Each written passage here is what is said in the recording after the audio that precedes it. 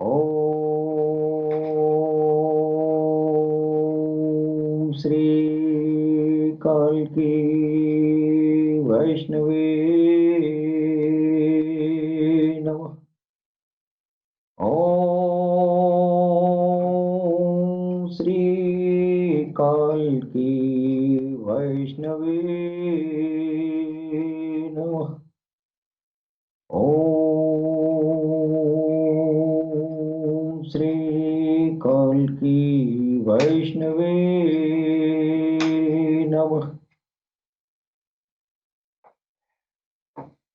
दोस्तों,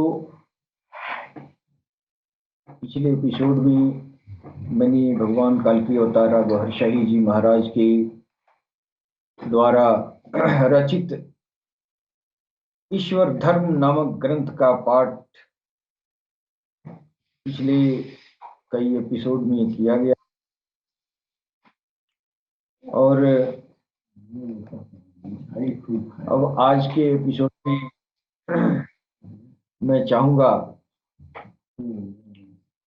कि जो है भगवान कल्की अवतार के द्वारा जो अपने ग्रंथ में जो वर्णन किया गया है, जो आध्यात्मिक शिक्षा दी गई है, उसकी रोशनी में हम जो है आज हम ये चर्चा करना चाहेंगे कि ये ध्यान मग्नता क्या है।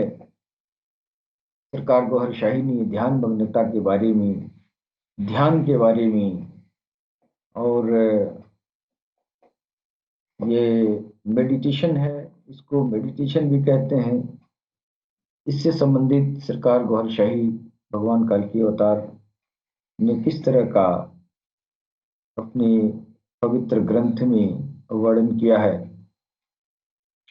आज इस पवित्र ग्रंथ का हमने आज उपसंहार के रूप में आज जो है वर्णन करने का प्रयास करूंगा। हमारे सनातन संस्कृति में अध्यात्म के नाम पर तरह तरह की ये उलझन वाली बातें सुनने में आती है। हमारे संस्कृति के विद्वान ध्यान को, जो ध्यान का जो वर्णन करते हैं, ध्यान के बारे में जो बताया जाता है, वो बातें जो है वो कुछ उलझी हुई महसूस होती है। या तो आम जनमानस के समझ में नहीं आता है, या अगर समझदार भी है, समझने का प्रयास भी करता है, तो यह बातें सुस्पष्ट नहीं हो पाती हैं। नतीजन ये है कि इंसान आध्यात्मिकता से दूर होने लगता है और अध्यात्म का मतलब दुनिया यही समझ के बैठी रहती है कि अध्यात्म का मतलब होता है कि हम अपने जीवन को सुख समृद्धि बनाने के लिए भगवान की पूजा करनी चाहिए और भगवान का ध्यान करना चाहिए। ये लोगों का ये इस तरह का ध्येय बना हुआ है। तो सरकार की जो आध्यात्मिक जो ज्ञान दुनिया को दिया है सरकार ने, तो उसकी रोशनी में मैं ये बताने का प्रयास करूंगा कि ये ध्यान मग्नता क्या है, ये ध्यान की असलियत क्या है। हमारे ये दुनिया में जो है, जिनको आध्यात्मिकता का सही मायने अगर पता नहीं है, तो फिर वो जो है मेडिटेशन और ये जो है ये अंतर ध्यान, ये जो है, हाँ, मेडिटेशन और ये जो है ध्यान मग्नता, ध्यान करना, इस तरह की बात लोग करते हैं। लेकिन ध्यान कहते किसको हैं, ये दरअसल जो है इसकी पूरी तरह से व्याख्या लोगों ने बहुत से किया है, लेकिन सरकार गौहर शाही ने जो जो उन्होंने ध्यान मग्नता की जो व्याख्या किया है सरकार ने, वो सरकार के इस ये इस संदेश के, इस इल्म के रोशनी में मैं बताना चाहूँगा, ये ध्यान क्या चीज़ है। अक्सर हमारे समाज में देखा गया है कि बहुत बड़ा अगर कोई पुजारी है, फिर अगर उससे पूछा जाता है कि भगवान कहाँ है, कैसे है, और भगवान का ध्यान कैसे किया जा सकता है, भगवान को कैसे पाया जा सकता है, तो भगवान को पाना तो बहुत लंबा चौड़ा विषय है। तो हमारे जो ज्ञानी लोग हैं वो क्या करते हैं, एक छोटी सी बात कह के और जिज्ञासु को जो है उसको हटा दिया जाता है कि भगवान को देखना है तो फिर आंखें बंद करो, और आंखें बंद करोगे, ध्यान करोगे, तो फिर ध्यान करते करते जब आदत पड़ जाएगी तो फिर उस ध्यान के जरिए भगवान का दर्शन होता है। ये बात जो है गलत नहीं है, बात तो सही है, लेकिन ये इतना ही प्रोसेस नहीं है कि बहुत जल्दी ये जो है बातें अपनी खत्म कर दी जाती है कि आंख बंद करके बैठ जाइए और रोज जो है प्रयत्न करिए, और प्रयत्न करते करते आंखें बंद करके और प्रयास में रहिए और एक जगह अपने निगाह को टिका दीजिए, और वो जो है आप धीरे धीरे आपका ध्यान मग्नता हो जाएगी और आप जो है आसमान में सैर तैर करेंगे। तो ये लोगों का एकदम एक इस तरह का सरसरी बातें इस तरह कह के और जिज्ञासुओं को जिज्ञासा शांत कर दी जाती है। दरअसल जिज्ञासु नहीं होते हैं, जिज्ञासु रहते तो पीछे पड़ जाते हैं कि फिर इसका आगे भी बताइए कि ध्यान करते करते फिर क्या होता है।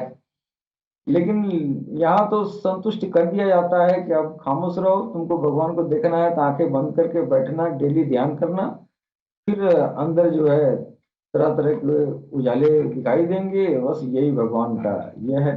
कुछ जगह ये देखा गया है कि ध्यान कराने वाले तो ध्यान करा के बहुत सारे भक्तों को ये जो है आसन में बैठा के और ध्यान कराया जाता है। तो होता क्या है, जब ध्यान आंखें बंद करता है तो उसके अंदर तमाम तरह की असनाई की जो है आवाजें आनी शुरू होती हैं।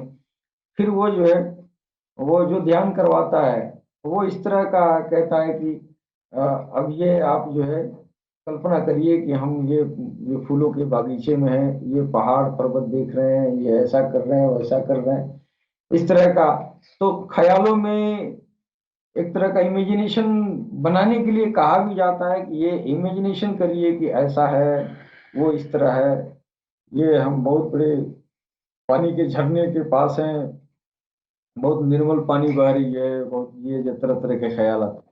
कुछ विद्वानों ने दुनिया के इस तरह भी कहा है कि ये प्रकृति की सुंदरता ही भगवान, यही ईश्वर है। कुछ लोगों ने अपने तर्क के द्वारा ये बताने का प्रयास किया है कि यही भगवान है, ये पेड़ पौधे, ये फूल माला, झरने, ये प्रकृति का जो सौंदर्य है, यही ब्रह्मा है, यही ब्रह्म है, यही ईश्वर है। तो तमाम तरह की फिलॉसफी दुनिया में आई हैं, लेकिन सरकार गौरशाही भगवान काल के अवतार का ये ये इन सब चीजों से भी और भी स्पष्ट है। सरकार ने किसी मत को खारिज नहीं किया है, लेकिन सारे मतों के आगे की बात किया है कि इसके आगे भी आप आइए।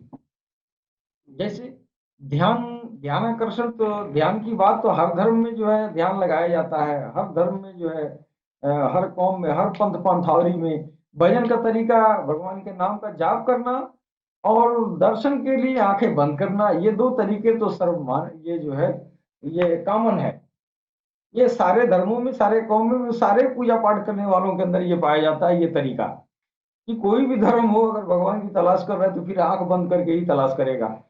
अगर आंख खोल दिया तो फिर क्या करता है, बस भगवान का राम राम कहे या अल्लाह अल्लाह कहे, चाहे जो भी कहे, भगवान के जो भी नाम का सिमरन करे, एक सिमरन तरीका है।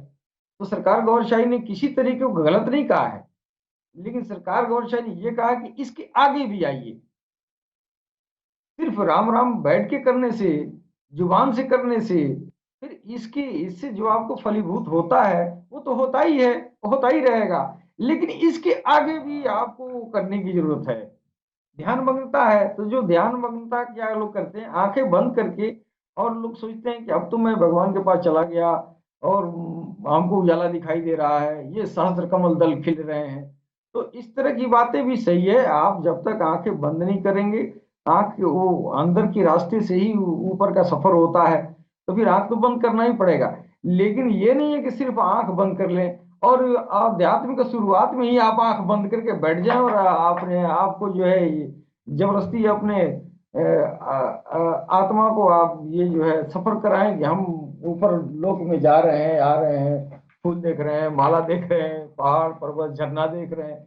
ये ध्यान मग्नता नहीं है। सरकार ने कहा ये तो आप ख्याल करेंगे, जैसा ख्याल करेंगे वैसा तो आपको दिखाई देगा, ये तो इमेजिनेशन है। लेकिन ध्यान मग्नता का असल रूप कुछ और है, वो आगे और है। ध्यान मग्नता उसी को लगती है जिसके आध्यात्मिक और भी जो ये ये क्या नाम है कि उसको कंपोनेंट बोलेंगे, एक तरह का घटक आध्यात्मिक रास्ते के। ध्यान तो सफर है, ध्यान एक तरह का आध्यात्मिक सफर है। आध्यात्मिक सफर आप जो है तैयारी, पहले तैयारी करना पड़ेगा आध्यात्मिक सफर के लिए। ऐसा नहीं कि आप आंख बंद करें और आपकी आध्यात्मिक सफर शुरू हो जाए, ऐसा नहीं होता है। जबकि आजकल के ये जो है बहुत सारे जिज्ञासु लोग हैं, वो स्पिरिचुअल जो जर्नी है उसको लोग यही समझते हैं कि बस आंखें बंद करें और हमारी जर्नी चालू हो गई। लेकिन ऐसा नहीं होता है। ये लाइट जरा हटा दीजिएगा सामने से। तो ये स्पिरिचुअल स्पिरिचुअल जर्नी जो है इस तरह नहीं है कि आप आंखें बंद किए और हम ध्यान में आ गए और हमारी जो है आध्यात्मिक यात्रा शुरू हो गई। ऐसा नहीं है। सरकार गौर शाही ने कहा कि आध्यात्मिक यात्रा शुरू करने के पहले तुमको तैयारी करनी पड़ती है, और ये तैयारी करने वाली बात जो है तो किसी ने नहीं बताया। ये आध्यात्मिक यानी ध्यान करने के पहले, ध्यान तो ध्यान करना ये आखिरी ये स्टेज है। यानी अध्यात्म का ये आखिरी तो नहीं, लेकिन ये कहा जाएगा ये जो चरमोत्कर्ष है, यानी आध्यात्मिक सफर का ये सबसे उच्च स्तरीय पाठ है। उसके पहले बहुत सारे पाठ है ना, उसके पहले बहुत सारे पाठ है। जैसे ध्यान मग्नता कब होगी? ध्यान का मतलब ही हुआ आप आंखें बंद किए और बहुत दूर देश तक आप जो है सैर कर करके आ रहे हो। ये ध्यान मग्नता का मतलब होना चाहिए। आप जहां हैं वहीं रहें और यहीं से बैठे बैठे आप ख्याल का पुलाव पकाते रहें, ये ध्यान नहीं है। ध्यान का मतलब ये होता ही नहीं है। सरकार ने बताया ये ध्यान नहीं है। ध्यान का मतलब ये हुआ कि तू आंखें बंद करो और तू जहां जाना चाहे वहां चले जा, ये ध्यान है ना। अब यहाँ बैठे बैठे हम जो है और ये बाग बगीचे का ख्याल करें, यहाँ हम लंदन में घूम रहे हैं, अब बैठे आप यही हैं, आपका ख्याल नहीं घूम रहा है। लेकिन जब आपके अंदर की कोई सब स्पाइराइट, आपकी आत्माएं निकल के अगर जाएंगी तो जाना हुआ, तो ध्यान कहलाया ना। अब यहाँ तो ख्याल को भेजा जाता है। तो ये जो है आध्यात्मिक, ये जो है जो ध्यान मग्नता है, इसको सरकार ने बताया है कि कैसे होता है ये ध्यान मग्नता। ये ध्यान करना, ये मुराकबा करना, मेडिटेशन करना, ये सब चीजें जो है ये एडवांस चीजें हैं। और इस एडवांस लेसन को आप पहले ही उसमें हाथ डाल देते हैं। बस महात्मा जी के पास गए, गुरु दक्षिणा दी, ये जो है गुरु दीक्षा मिला, फिर आप घर आ गए, उसी दिन से आपने ध्यान का अभ्यास करना शुरू कर दिया। उसके आगे कितने पाठ हैं, कितनी कितनी और भी इल्म की जानकारी उसके आगे है, वो तो सब भूल जाते हैं लोग, और उस पर ध्यान नहीं दिया जाता है। अब पता नहीं क्यों नहीं ध्यान दिया जाता है, या तो मालूम ना हो और नहीं तो ये समझते हो कि जल्दी भगवान का दर्शन कर लें, गए और गुरु जी से गुरु दीक्षा लिए और जल्दी जल्दी भगवान का आंख बंद करके भगवान को दर्शन कर ले। भगवान के दर्शन तो बहुत दूर की बात है, बहुत मशक्कत की बात है। उसके पहले ध्यान के लायक आप तब होंगे जब आप जो है आपकी आत्माएं जागृत हो। अब यहां तो ये भी पता नहीं है कि मेरे अंदर आत्माएं है कि नहीं है। लोगों को लगता है कि एक हम है, एक मेरे अंदर आत्मा है। अभी मैं इसी पॉइंट पे आऊंगा। एक आज उनको याद आ रहा है कि आज एक प्रवचन मैं सुन रहा था। कोई ब्राह्मण देवता बोल रहे थे कि ये जो बोल रहा है, ये जो बोल रहा है, ये ईश्वर है। ये ईश्वर है, ये ईश्वर है। तुम कहाँ खोजने जाते हो? तुम प्रणाम हमको थोड़ी करते हो, ये जो बोल रहा है इसको प्रणाम करते हो। तो लोग भी सुनने वाले ऐसे थे कि हाँ भाई, तो बहुत अच्छी बात कर रहा है। जो बोल रहा है उसको तो किसी ने नहीं देखा। तो अब उस ज्ञानी को ये पता नहीं है जो बोल रहा है ये क्या है। और फिर इसी को जो है परमात्मा से बोध करा दे रहा है कि देखो यही परमात्मा है कि नहीं? तो इस तरह का इल्म दुनिया में दी जा रही है। ऐसे बिगड़े हुए स्वरूप में, ऐसे बिगड़े हुए दौर में सरकार गौरशाही के जो आध्यात्मिक इल्म है, कितना ये अमृत तरह काम कर रहा है। अब ये सरकार इस बात पे क्या कह रहे हैं? ये ब्राह्मण देवता कह रहे हैं ये जुबान से जो बोल रहा है, यानी जो आवाज निकल रही है, ईश्वर, यानी ये जो आवाज है ये ईश्वर है। तुम इसी को प्रणाम करते हो, मेरे चोंगे को नहीं करते हो। तो लोगों ने ये समझा दी तो बहुत अच्छी बात है भाई, बाबा जी को तो हम नहीं प्रणाम कर रहे हैं, तो बाबा जी का अंदर जो बोल रहा है उसको तो ये बोल रहा है, आपके अंदर ही बोल रहा है, पापी के अंदर ही बोल रहा है, चोर के अंदर भी बोल रहा है, बोल तो सबके अंदर रहा है? तो तू किसको किसको प्रणाम करेगा? नहीं, चोर को चोर जी कहेंगे तो चोरी छोड़ेगा? नहीं छोड़ेगा। तो चोर को चोर जी कहेंगे तो चोरी छोड़ेगा? है। हमारे इलाके में एक जगह ये जो है बिहार में, एक जगह हमारे सामने की बात है। तो वो चोर पकड़े थे लोग। तो वो जो है, हम लोग गुजर रहे थे उधर से, वो काफी दिन पहले की बात। तो लोग कह रहे थे, हाँ पुलिस वाले कह रहे थे, ए चोर जी, सही सही बताई कि रउआ कैसे कैसे आईनी सोन और कैसे कैसे गईनी सोन। तो चोर तो भाई डर के डर जाएगा चोर। चोर को पुलिस वाला कहे कि चोर जी बताइए रे वो कैसे कैसे है निशान, कैसे कैसे गए निशान। भाषा वहां की है बिहार की। तो ऐसे तो नहीं होगा, है कि नहीं? तो उसी तरह भगवान का जो है, और भगवान को अगर ये स्वर मान लिया जाए कि स्वर ही है, तो वही चोर भी तो बोलता है, जानी भी तो बोलता है, बलात्कारी भी तो बोलता है, सब कोई बोलता है। तो इसका मतलब वो जो है भगवान नहीं ना करेगा ऐसा। तो लोग परिभाषा इस तरह दे रहे हैं। अब इस बात पे सरकार, अब तक तो दुनिया यही समझते रही ईश्वर, कुछ विद्वान इस तरह का ईश्वर, यानी ये स्वर जो है यही भगवान है। हमारे वो साधक हैं, शंकर भाई हमारे बहुत पुराने साधक हैं। जीवन भर उन्होंने योग तपस्या किया और सारे मठ मठाधीश और पीर मुरीद क्या क्या आस्थाने पर दर दर भटके। और उन्होंने इतनी उम्र के बाद से एक दिन हमसे उन्होंने कहा कि ईश्वर यार भगवान को कहाँ खोज रहे, ये बोल रहा है यही है कि नहीं? लेकिन सरकार गौरशाही, हमारे भगवान काल की अवतार, ये क्या कह रहे हैं कि ये जो तुम बोल रहे हो ये एक तरह का प्राणी वर्ग है। ये एक तरह का प्राणी वर्ग है। वो कैसा है? जैसे तुम हो वैसे वो भी है। उसका काम है तुमको बुलवाने का। उसके जरिए तुम बोलते हो, जुबान से नहीं बोलते हो। अगर जुबान से बोल रहे होते तो पशुओं की भी जुबान है, जानवरों की भी जुबान है। तो वो जुबान, वो जो है जुबान से नहीं बोलता है इंसान, जुबान को बुलवाने वाली एक प्राणी वर्ग है जिसको जो है अफा शक्ति बोलते हैं।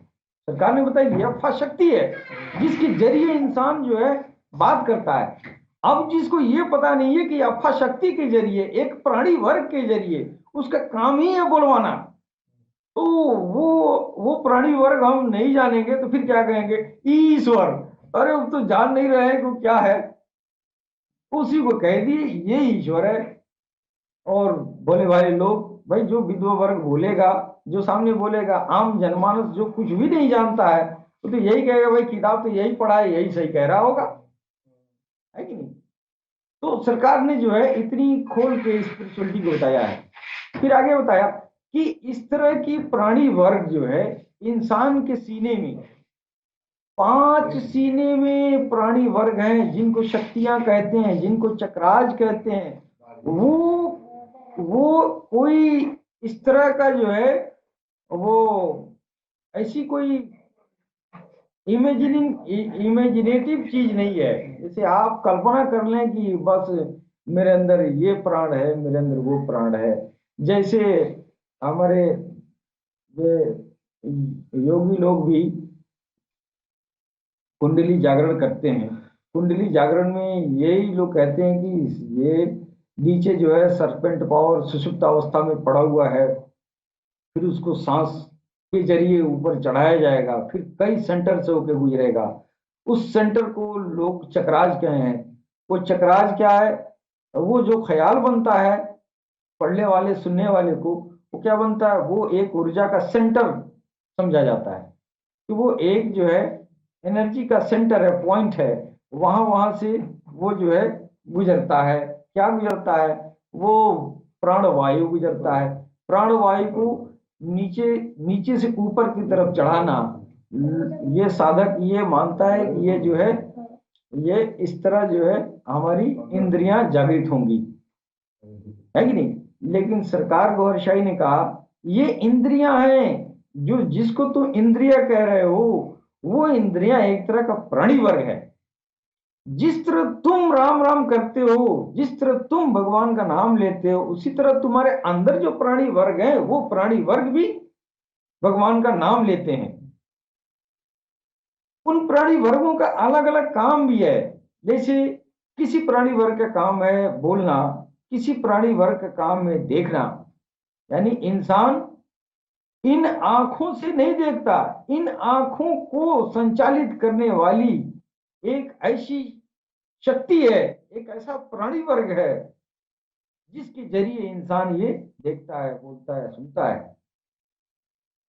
तो इसीलिए जो है हमारे सनातन संस्कृति में इसको इंद्रियां कहते हैं। जैसे आंख नाक कान मुंह, यानी जो ये जो है जो भी छिद्र हैं शरीर में, तो लोग समझते हैं कि ये इंद्रियां, इंद्रियां का मतलब ये छिद्र वाली चीजें जो जितनी सुराखें हैं उसको इंद्रियां बोल दो। इंद्रियां का मतलब ये होता है वो पावर है एक तरह का, वो शक्ति का केंद्र है। और वो शक्ति केंद्र सरकार ने और उसको स्पष्ट किया कि यार वो शक्ति का केंद्र ही नहीं है, वो उसकी सकल सूरत है, वो तेरी तरह इंसान है। जब तक इन शक्तियों के बारे में नहीं जानेंगे, इन शक्तियों को जागृत नहीं करेंगे, तो फिर आपको ध्यान मग्नता लगेगा ही नहीं। मालूम हुआ ध्यान करने के लिए इन शक्तियों को जगाना पड़ेगा ना। ये शक्तियां जब एक्टिवेट होंगी, ये प्राणी वर्ग जब ताकतवर होंगे, तो फिर ये चलने फिरने के लायक होंगे, तो आप ध्यान करेंगे, तो जो है आप जो चाहे जहां चाहे उसको भेज सकते हैं। अब जहां चाहे वहां भी ऐसा भी नहीं है। कुछ ऐसी शक्तियां छिपी हुई हैं जिनका एक निश्चित जगह तक रसाई है। अब सारी शक्तियां सारी जगह नहीं जा सकती हैं। सारे जो प्राणी वर्ग हैं, सारे प्राणी वर्ग, सारे प्राणी, ये सारे जो है संबंधित स्थानों पर ही जा सकते हैं। इसके अलावा वो दूसरी जगह नहीं जा सकते। जैसे हमारे इंसान, ये जो है इंसानियत के अंदर जो है नाभि में सरकार ने बताया एक ऐसी आत्मा बैठी हुई है जिसकी शकल सूरत जो है वो कुत्ते की तरह होता है। और भी जो प्राणी वर्ग हैं, आप जरा सामने आ जाइए। ये ये जो ये जो प्राणी वर्ग है मास्टर साहब, ये इसकी शकल सूरत जो है आप ही की जैसे, बोले कि नहीं, आप ही की तरह के इसमें प्राणी वर्ग छुपे हुए हैं। तो ये इन प्राणी वर्गों को ध्यान मग्नता का मैं विषय में चर्चा करना चाहता हूँ। ध्यान मग्नता वास्तव में होता क्या है जो सरकार ने बताया है। ध्यान मग्नता के बारे में दुनिया तो बहुत अब तक बहुत आपने सुना होगा, बहुत ये, लेकिन सरकार जो बता रहे हैं ध्यान मग्नता वो क्या है, वो तरीका मैं बता रहा हूँ। वो ध्यान मग्नता आपके सूक्ष्म शरीर द्वारा, आपके स्थूल शरीर द्वारा ध्यान मग्नता नहीं होती है। आपकी ध्यान मग्नता आपके स्थूल शरीर के अंदर जो जो तमाम सूक्ष्म शरीर मौजूद हैं, उन सूक्ष्म शरीरों के जरिए उनके सैर तैर करना ध्यान मग्नता कहलाती है।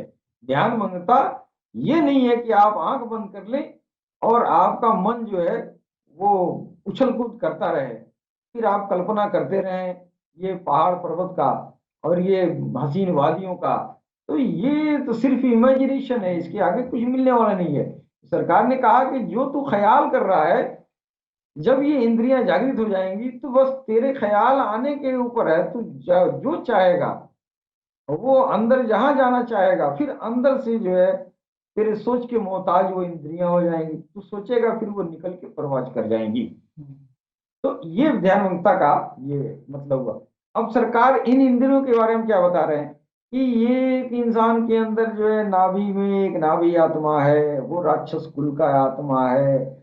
उसके उससे सारी दुनिया जो है, सारे पीर पैगंबर अवतार सब पनाह मांगे हैं। वो इतना खतरनाक प्राणी वर्ग इंसान के अंदर मौजूद है, उसका नाम है जो है नाभि आत्मा। उसी नाभि आत्मा के जरिए जो है पूरी दुनिया में फसाद हो रहा है। लेकिन उस नाभि आत्मा के फायदे भी सरकार ने बताया कि अगर ईश्वर ने अगर वो नाभि आत्मा इंसान के अंदर नहीं डालता तो फिर इंसान को यहाँ दुनिया में आना कोई लज्जत ही नहीं मिलता। तो आपको दुनिया में मन लगे, आपको दुनिया में जीने में लज्जत मिले, इसलिए आपको नाभि आत्मा आपके अंदर डाल दी गई। और वो नाभि आत्मा वो राक्षस कुल का है।